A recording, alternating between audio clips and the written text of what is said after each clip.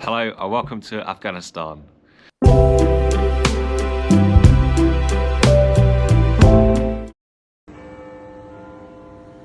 From the vibrant streets of London to the dazzling skyline of Dubai, from the golden beaches of Australia to the ancient wonders of Jordan and Morocco, and now Afghanistan. The thrill of travelling solo is like nothing else. It's pure freedom. You're on your own, pushing your limits, embracing cultures, and diving headfirst into the unknown. In this episode, it's time to bring you the adventure you've all been waiting for, the one that stirred up curiosity, excitement, and even a bit of controversy.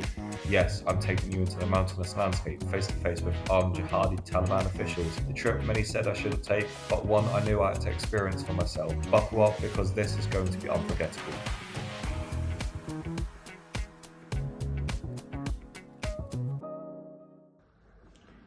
The sight of AK-47s slung casually over shoulders, with the armed checkpoints and Taliban intelligence officials following us from an armed checkpoint just as we reached the final destination.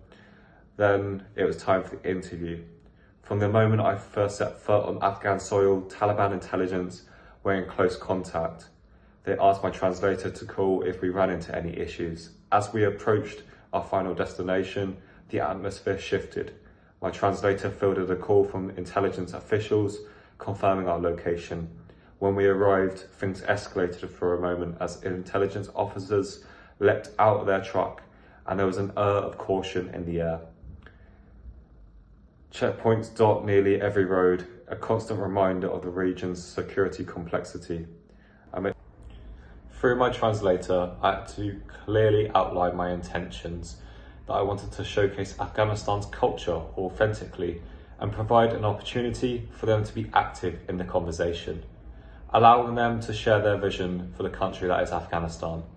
This allows you and the world as viewers to draw your own conclusions through seeing and hearing, not just a filtered single view.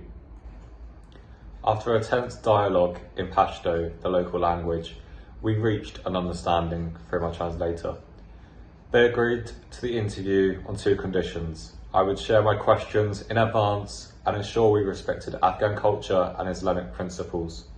Their request, keep the AK-47s or the rifles out of the frame. They wanted the focus to be on their message of peace and culture, not their defensive posture. Equally, they requested to ask me questions of their choosing on film, which they did record. The interview took place in the Pajman district of Kabul province, a location both serene and symbolic. With Taliban intelligence seated just behind me during the interview, the atmosphere was a mix of anticipation and gravity.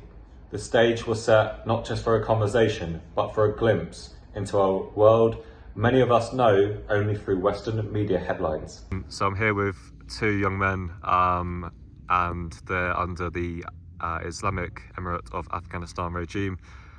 My first question to you is, what do you believe is the ideal vision for Afghanistan's future?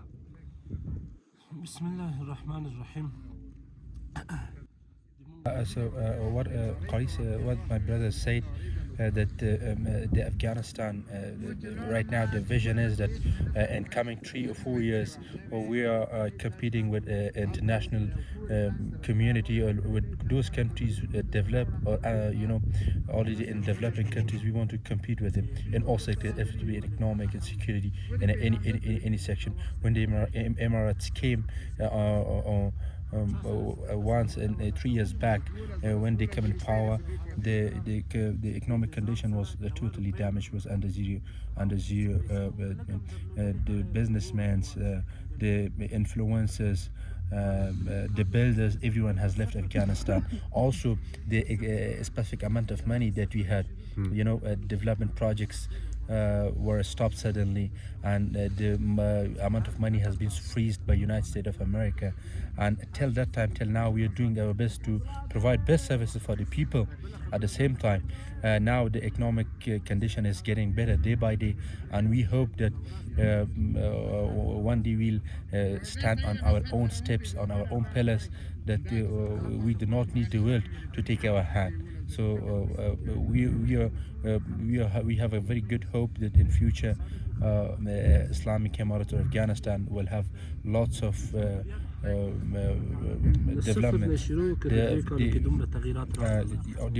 They also saying that it was started from zero and now it is emerging. So he's also right. There are the building of construction of streets right now that Emirat has done. I must add something because since 3-4 years that I am seeing the Emirates developing the projects with no foreign money, with not foreign investments, still they're doing their best to serve for their home nation. بیا مونږ دا عقیده لرو چې شاید مونږ شاته راشو وروسته راشو. My brother mentioned that as we all know that Afghanistan is Islamic country, Muslim country. Yes. We believe in Quran. So whatever economics, whatever it's medical, whatever is developed is in the world is already derived from Quran. So if we, our scholars who are studying Quran, in Quran everything has been mentioned separately, and that's true. As a Muslim, they have mentioned every part that what should you do, what should you not do. So if we follow up Quran, so we'll go in a better way. We will develop. We'll achieve lots of good things in our regime, in our government. Or if we do not, if we follow the human rights, then so it means that we'll go backward. So instead that we follow the human rights mean the person, the human, the guy has written all the rules and regulations. But when we refer to Quran has already made the rules for all humanity, only not for Muslims, for all over the world. Now this much development that the countries has made it, like US, UK, European countries, it's all because of Quran. They have studied our book. They have studied our book, and they have, they have derived, they have analyzed the Quran, and that's why they have this much development. And we are pretty much sure about it. Imam Muslim تاسو امام محمد زوانه اسکالا ځکه قریسه هغه صحابه ده نه صحابه نه دغه د عالم ده د امام ابو حنیفه سب شاګرد. It was one of Imam Abu Hanifa. He was someone that we were following the rule of praying from him. So one of his students, one of his scholars, what's his name? Imam Muhammad. Imam Muhammad. He has lots of books about economics. He has written something very extremely good about economics. So the foreign countries are following up all those steps secretly, not sharing with anyone that what we're following. But why, if the foreign countries or non-Islamic countries are following, why we should not? We must follow whatever has been mentioned in Quran, and that's good. If we follow up my saying, if we follow up the Quran, if we follow up the Quran, if we all follow up the Quran all over the world, we will have the best thing in our life. And if we do not follow the Quran, so means that we cannot achieve something or anything. Okay, so there's a real focus on religion. From the religion perspective, exactly, yeah. Because you are discussing about the culture, from a religious perspective, you are defining the economics, the achievements, and it's all their belief and also my belief as a Muslim, as an Afghan member. What is your hope? What is your hope for Afghanistan in 10 years? تاسو د امید او ارزو افغانستان لپاره پلس آینده کلو کې څه ده؟ یعنی پلس آینده کلو کې تاسو امید څه ده چې افغانستان باید چیرته ورسیږي؟ څومره لاسته راوړنې باید ولري؟ په کومه برخه کې؟ په ان ټوټل جنرال فتح یو مملکت. الحمدلله. او سره دي دینه موږ بندیزو سره مخامخ، موږ تر اوسه په رسمیت نه یاستو. موږ دنیا سره هیڅ کوم هغه نه ارتباطات او مشکل نه لرو، ارتباطات دنیا موږ سره نه لري. Okay, sorry. I was going back to Pashto. He says that in coming 10 years, our vision is that we'll compete with all countries around the world, developed countries. Now even when we came 3 years back, when this Emirate regime came on the power, everything was collapsed, everything was from zero. So we have tried our best to build it up. Okay. Now we have a good education system right now is going on. We have health system. and still the world has do not have any connection, economical connection, nothing. They don't. They have with us. And one of our, they said that I could give an example of our development. For example, in previous government, there was no control over the medical medicines.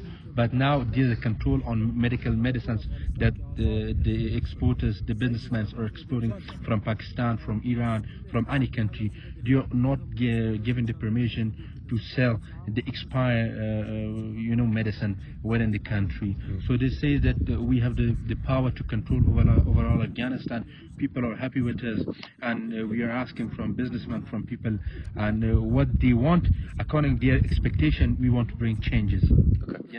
And we believe that if this much development that in 3 years we had, if the world give a hand with us, if the world have some connection with us, so obviously then our development and our improvement will increase a lot.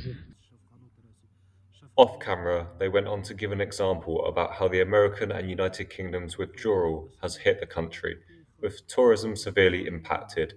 As an outsider looking in, it is clear this landlocked country, under an officially recognized Taliban regime, wishes to rebuild its ties with world and Western leaders, yet is frustrated with a lack of progress in this area. If you were to summarize Afghanistan's culture in one word, what would that one word be and why? My brother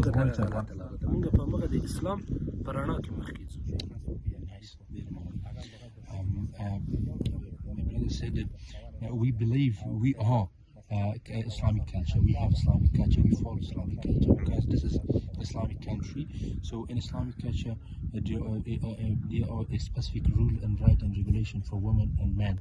What a man should do, what a woman should do, and the rights that, for example, a specific right for marriage ceremonies, or when a guy or two young boy and girl, two young boy and girl marriage, what should they follow according to their culture, which is derived from Islam. And also when a person is dying, what are the rules, what are the regulation, till they put it on to the cemetery, on complete the total processes. And he says that we are following the Islam's rule and regulation till that we are in this regime. And the culture is, as I'm repeating, the culture is derived from Islamic culture, and we are applying all those in our community. Okay, so final question, and it's for the second guy. What do you think is misunderstood or unfairly portrayed about Afghanistan? That we don't know why the foreigners have misunderstood about Taliban's, because since 3 years that the Taliban regime that came under power, the economic and the security condition is very good, and the only reason that the people who shows the negative image of our regime is only media, international media. International media always want to show that the Taliban regime is not good, that the Taliban regime is not behaving good with the people. They do not give the right, they are not giving rights to the women and girls to go to schools and study and work. And also, but some of those politicians who was in the power in the last regime, they don't want that the Taliban's, they defame the Taliban's name in the world, and they spread and this significant propaganda about the Taliban, uh, like that the Taliban regime is not good. It's still a terrorist regime. That in fact that's not true.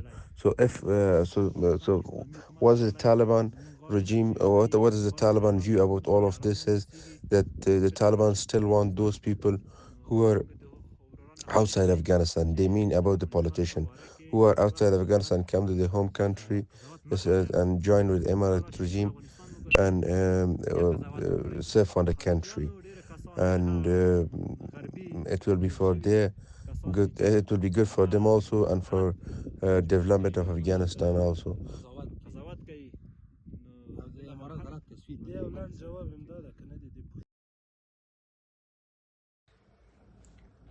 The interview shed light on a vision of Afghanistan's culture that many might find surprising.